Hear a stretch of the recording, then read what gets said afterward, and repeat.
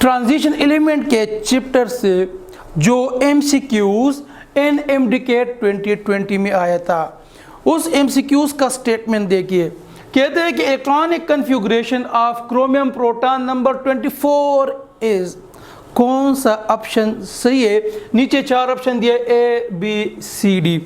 Dear students, option से पहले हम एक जो टॉपिक है ये बहुत इम्पोर्टेंट टॉपिक है और 2010 से 2020 तक अक्सर अगर आप पास पेपर देखिए तो इसी टॉपिक से अक्सर MCQs आते हैं। तो हमने ये फैसला किया है कि इसी टॉपिक को थोड़ा सा हम डिटेल में डिस्कस कर लें।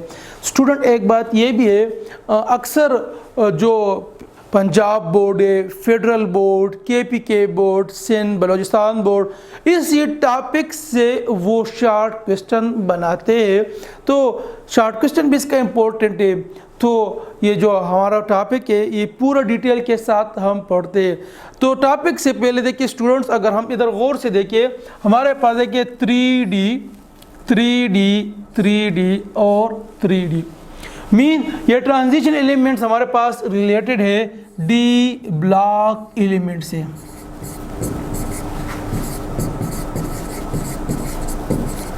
D ब्लॉक एलिमेंट से रिलेटेड है। तो क्वेश्चन को सॉल्व करने के लिए हम पूरा डिटेल के साथ के सॉल्व कर ले। नेक्स्ट पेज पे जाते हैं। स्टूडेंट्स देखिए, हमारे पास यानी D ब्लॉक एलिमेंट में फर्स्ट ट्रांजिशन सीरीज वो है, देखिए स्कैंडियम, फिर है टाइटेनियम, फिर है विनीडियम, फिर है क्रोमियम, मैंगनीज, हमारे पास ये आयरन, हमारे पास कोबाल्ट, निकल, कॉपर और जिंक। याद रखिए स्टूडेंट्स, D ब्लॉक में हमारे पास जो इलेक्ट्रॉनों की तादाद है वो मैक्सिमम 10 इलेक्ट्रॉन आ सकते हैं। D में जो इलेक्ट्रॉन यानी एकोमोडेट हो सकते हैं वो 10 इलेक्ट्रॉन। और D के हमारे पास जो ऑर्बिटल्स है जो आप लोगों ने प्रीवियस क्लासेस में पढ़ा है वो है 5 ऑर्बिटल्स, और हर ऑर्बिटल्स में मैक्सिमम 2 इलेक्ट्रॉन आ सकते हैं। तो देखिए स्टूडेंट्स, इसका एटॉमिक नंबर है 21, इसका एटॉमिक नंबर है 22, इसका एटॉमिक नंबर है 23, इसका एटॉमिक नंबर है 24, इसका एटॉमिक नंबर है 25, इसका एटॉमिक नंबर है 26, इसका एटॉमिक नंबर है 27, इसका एटॉमिक नंबर है 28, इसका एटॉमिक नंबर है 29 और इसका एटॉमिक नंबर है 30। स्टूडेंट्स देखिए, अगर इसका हम इलेक्ट्रॉनिक कन्फिगरेशन हम यानी लिखे तो हमारे पास देखिए 1s2,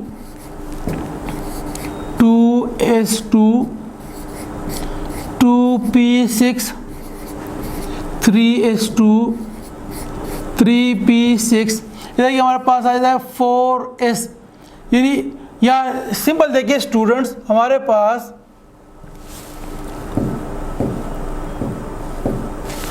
देखिए स्टूडेंट्स, अगर इस इलेक्ट्रॉन को हम काउंट कर ले 2 2 4, 4 + 6 हमारे पास 10, 12 और 18 इलेक्ट्रॉन आते हैं। स्टूडेंट्स देखिए इधर 18 इलेक्ट्रॉन, अक्सर बुक में लिखा होता है इसका इलेक्ट्रॉनिक कन्फिगरेशन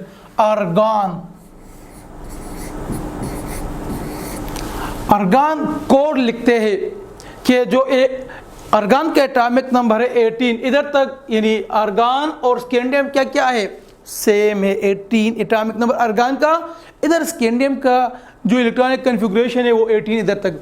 फिर देखिए इधर लिखते हैं 4s, इस तरह हमारे पास देखिए 4s2 और 3d1 लिखते हैं, 4s2 3d1।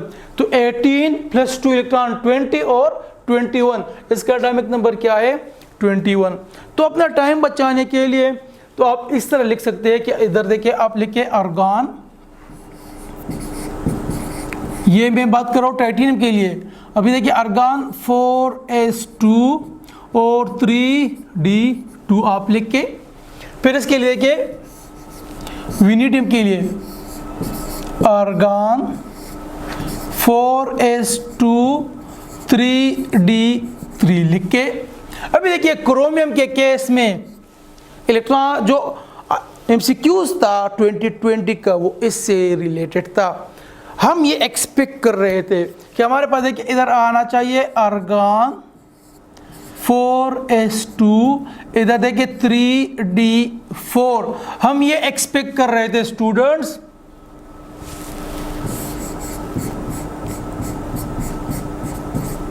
Expected electronic configuration, इसी मैंने लिख लिया इलेक्ट्रॉनिक कन्फिगुरेशन, लेकिन रियल में हमारे पास जो आया वो ये आया। हमारे पास है कि आर्गन 4s1 और 3d हमारे पास है कि 5 आया। ये हमारे पास ऑब्जर्व्ड है, मीन जो रियल है। कॉपर के क्रोमियम के लिए ये ऑब्जर्व है। फिर साइंटिस्ट बैठ गए कि ये वाला हमारे पास इलेक्ट्रॉनिक कन्फिगुरेशन नहीं आया और ये वाला क्यों आया, किस बुनियाद पे ये आया। तो फिर साइंटिस्ट ने ये रिजल्ट निकाला कि हमारे पास देखिए 3d4 4s2 ये है एक्चुअली पार्शियली फिल्ड है। और इस केस में देखिए 4s1 3d5, मैंने स्टार्ट में कहा था कि d में मैक्सिमम 10 इलेक्ट्रॉन आते हैं। तो हमारे पास देखिए 3d5 है, तो इट्स मीन कि ये हमारे पास क्या है, हाफ फिल्ड है। और हम कहते हैं कि half filled is more stable then partially field. तो इसलिए हमारे पास इलेक्ट्रॉनिक कन्फिगरेशन आया 4s1 3d5 आया। स्टूडेंट हमारे एमसीक्यूज का जो स्टेटमेंट था वो इधर तक था, लेकिन मैंने आपको कहा कि ये इंपॉर्टेंट है। अक्सर ये इलेक्ट्रॉनिक कन्फिगरेशन से आता है कि आपको क्लियर हो, अगर आपको एटॉमिक नंबर याद हो, ये सीक्वेंस याद हो, आप विद एन अ मिनट आप ये सॉल्व कर सकते हैं। अब देखिए मैंगनीज है, मैंगनीज का हम लिखेंगे आर्गन 4s2 3d5 लिखेंगे।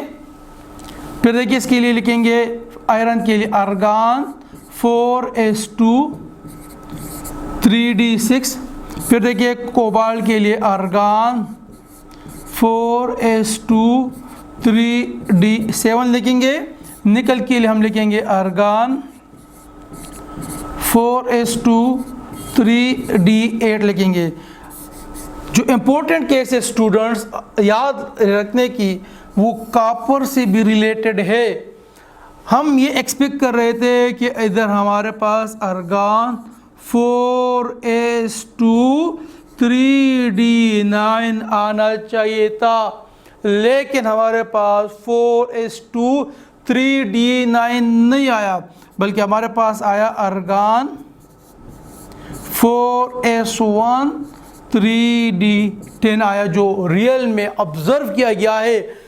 किस केस में, कॉपर की केस में। तो फिर साइंटिस्ट उसी तरह कहा साइंटिस्ट ने कि हमारे पास ये फुली फिल्ड है, ये हमारे पास अभी क्या है, फुली फिल्ड। और fully filled is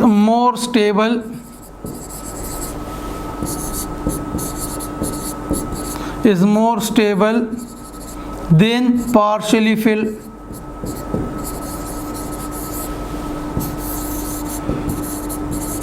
So that's why copper attained this electronic configuration instead of this electronic configuration because fully filled is more stable। तो स्टूडेंट ये याद रखिए, ये भी MCQs आया था, आप पास्ट पेपर में देखिए। तो अक्सर ये भी पूछते हैं, ये पेपर में मैंने आपको कहा कि कमेंट ऑन इलेक्ट्रॉनिक कन्फिगरेशन, क्या कहा, comment on electronic configuration of chromium and copper. इसी तरह ये उसका आंसर है, आप लिख सकते हैं।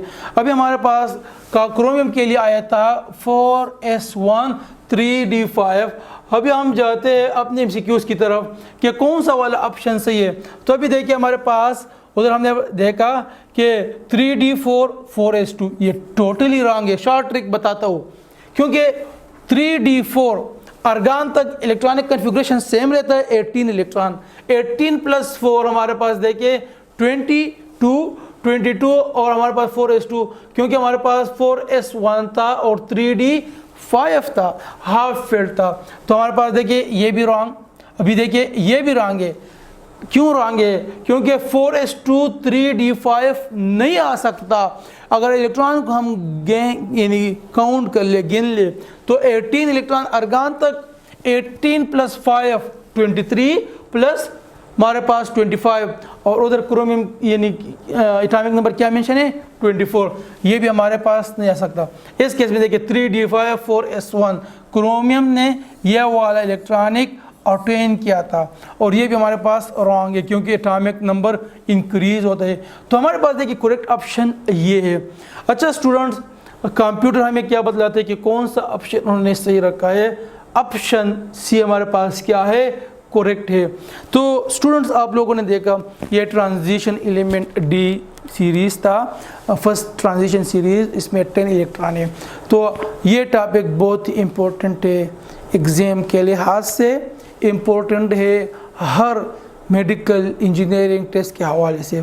तो स्टूडेंट्स ये भी आप याद रखिए, ये NMDCAT का जो ये मतलब नहीं है कि जस्ट ये मेडिकल वालों के लिए, यही क्वेश्चन शायद ECAT में आ जाए, ईटा में आ जाए, जो डिफरेंट एडमिशन टेस्ट लेते हैं कॉलेजेस या हमारे पास मेडिकल इंजीनियरिंग, उसमें आ जाए।